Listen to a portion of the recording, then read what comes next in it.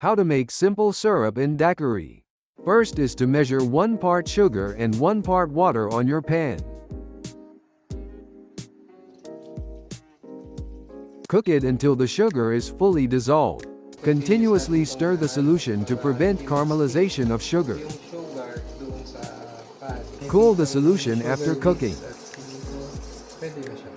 Transfer the solution to your bottle. And there you have it, your simple syrup. And now, let's make a daiquiri. First, put 60 milliliters of white rum in your shaking tin.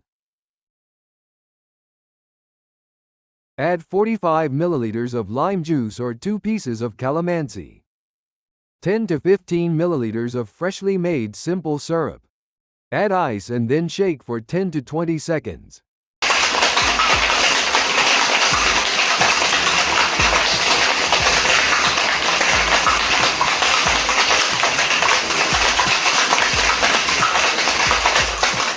Double strain it into your chilled coupe glass.